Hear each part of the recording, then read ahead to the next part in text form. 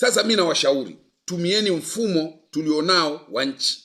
Kwa mfano, mnataka kuwatuliza vijana wa Kitanzania, wasije wakatumiwa tena na vijana wa nje ya nchi, wasije wakatumiwa tena na watu wasioipenda nchi yetu, wasije wakatumiwa na wanaharakati.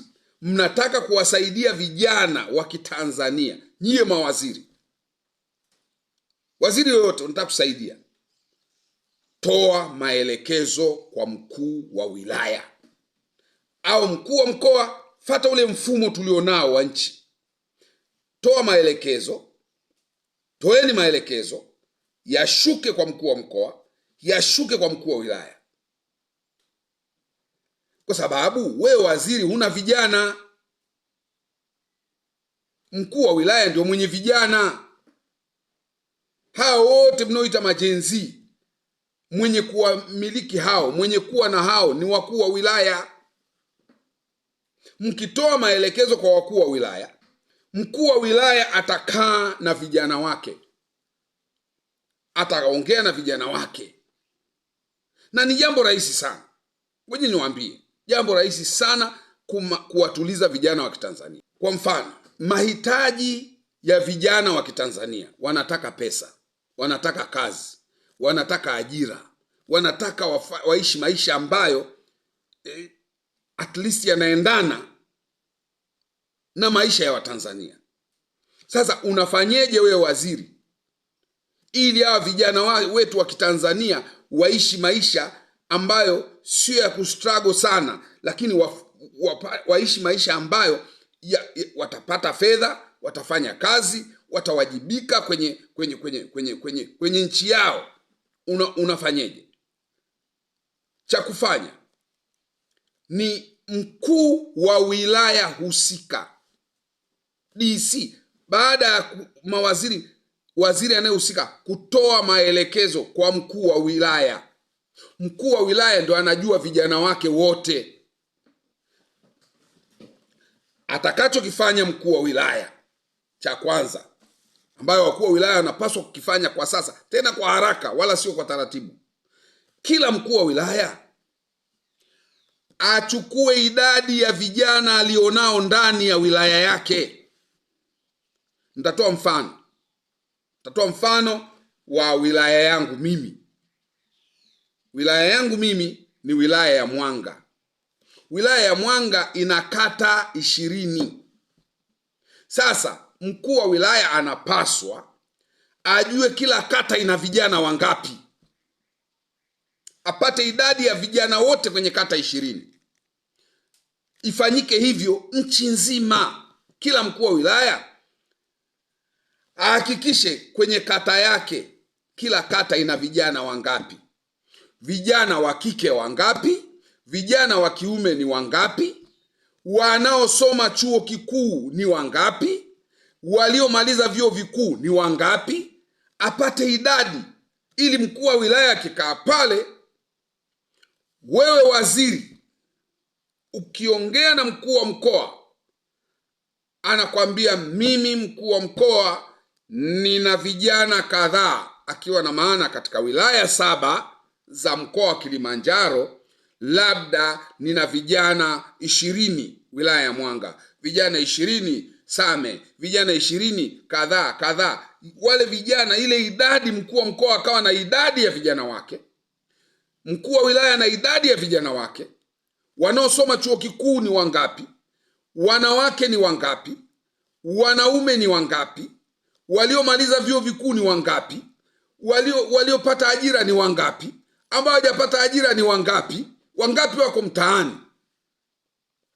Mkuu wa wilaya akishajua ile idadi, itawasaidia. Maana yeye mkuu wa wilaya ndio itakusaidia waziri, itamsaidia mkuu wa mkoa, itamsaidia mkuu wa wilaya kufikia mahitaji ya wale vijana. Kwa mfano, baada ya kujua idadi, fedha au kunapotokea fursa, baada ya kujua idadi, hiyo idadi inamsaidia mkuu wa wilaya kwa sababu ya fursa zinazotokea.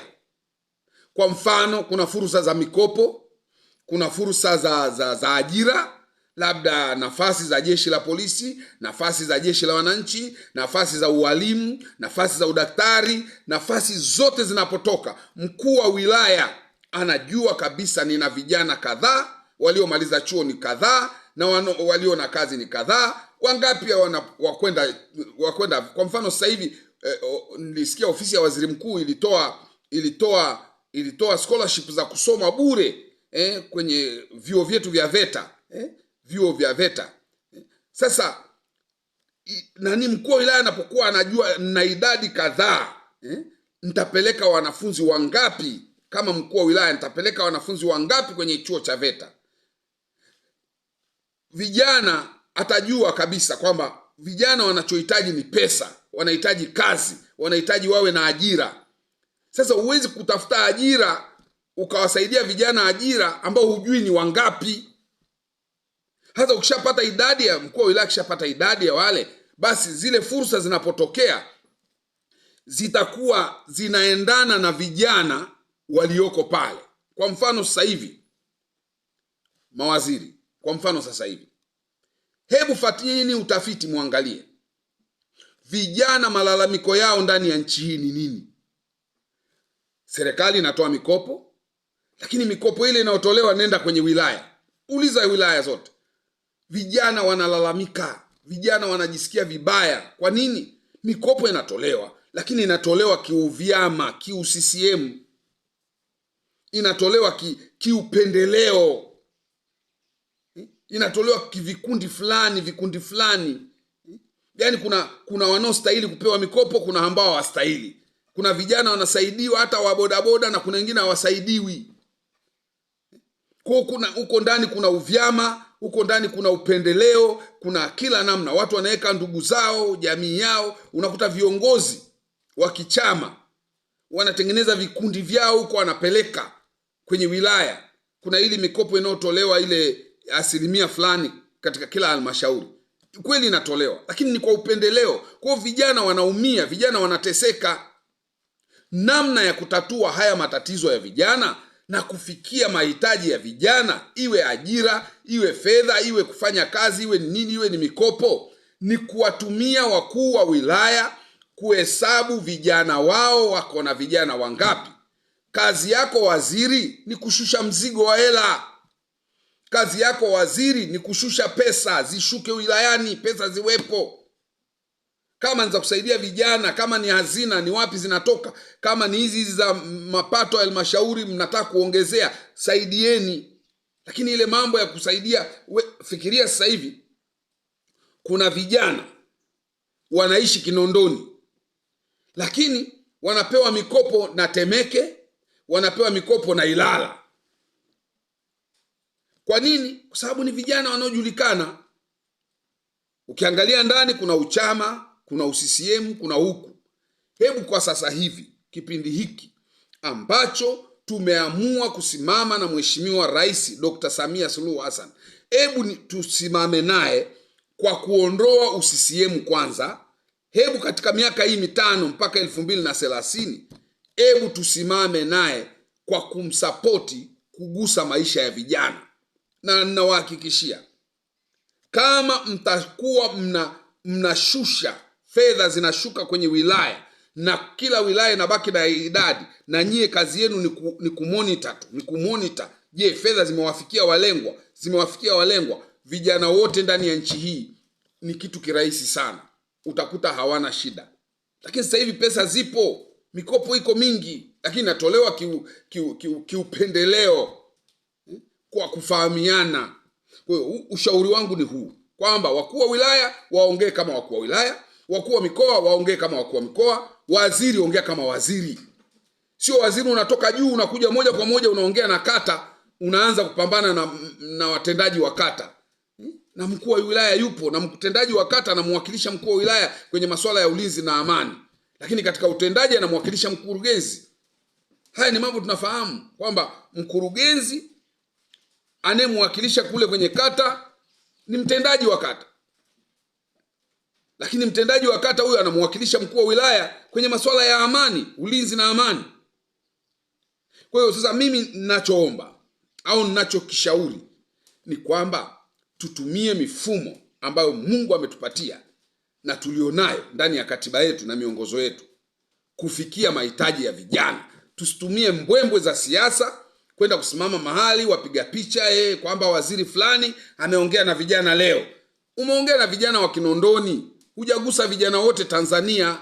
Ni yale yale ya uchaguzi ambao watu wanalalamika kwa sababu kulitokea vurugu tarehe 29, kulitokea vurugu Dar es Salaam, Arusha kidogo, Mbeya, sijui na Mwanza kidogo. Basi hiyo mikoa michache, hizo vurugu zilizotokea tarehe 29, pamoja na kwamba watu walipoteza maisha na nini, yani ndio wamechukulia kwamba hakuna uchaguzi uliofanyika nchi nzima, wakati nchi haina mikoa minne, mikoa zaidi ya 37. Tukitoa mikoa minne hata tuiweke pembeni, haikupiga kura, basi hii mikoa mingine 33 unaiweka wapi? Unakuta mtu na akili zake timamu anasimama anasema hakuna uchaguzi uliofanyika, watu hawakupiga kura. Kwa nini? Kulikuwa na vurugu nchi nzima, kulikuwa na vurugu mikoa mingine imepiga kura, kura zimehesabiwa, mikoa imepiga kura. Mahali ambapo hawajapiga kura unakuta ni hiyo mikoa michache iliyofanya vurugu. Sina maana kwamba na support watu waliokufa na najisikia vizuri, hapana. Yaliyofanyika tarehe 29 najua ni mabaya na mimi mwenyewe siyaungi mkono yaliyo vurugu zilizotokea, lakini ninachojaribu kusema hapa ni kwamba tusiwe na maono yale ya kikuku. Maana kuku ukimpangia mahindi hivi, unapanga unaenda naye mpaka kwenye banda na unamchinja. Tuwe na maono ya mbali. Mtu akikwambia hakuna uchaguzi Tanzania, haukufanyika uchaguzi, muulize Tanzania ina mikoa mingapi? Hata kama kulitokea vurugu, sawa, ilitokea mikoa yote Tanzania nzima, mikoa 30 zaidi ya 37. Unakujaje kusema kwamba kama kumetokea vurugu hata mikoa 5, tuseme hata 10, hiyo 27 inafanya nini? Haijapiga kura, haijafanya kazi. Tusichukue sample ndogo tunaizungumzia ni ya vijana wote. Hapana. Kuexpire kwa Coca-Cola moja sio mwisho wa kunywa Coca-Cola. Mimi nawashauri mawaziri wangu, tumieni mifumo tulionayo ndani ya nchi yetu. Fikieni wakuu wa mikoa, fikieni wakuu wa wilaya, nendeni moja kwa moja muwafikie na vijana na muhakikishe kwamba pesa zinazoshuka na pesa zinazotolewa ni kweli zinawafikia walengwa au zinatolewa kwa ubaguzi. Maana malalamiko mengi ya vijana ni kwamba fedha zinatolewa kwa ubaguzi, mikopo inatolewa kwa ubaguzi, tena ubaguzi wa kivyama. Kama wewe sio mwana CCM upewi mkopo. Sasa hiyo vitu tunaenda wapi? Tunafanya nini? Hayo ndio mambo ya kushughulikia. Na mwenye vijana ndani ya nchi hii ni mkuu wa wilaya. Acheni kujifanya kwamba nyie ndio mna vijana. Hakuna mwenye vijana hapa. Hakuna waziri mwenye vijana. Wenye vijana ni wakuu wa wilaya. Mungu awabariki. Asanteni kwa kunisikiza.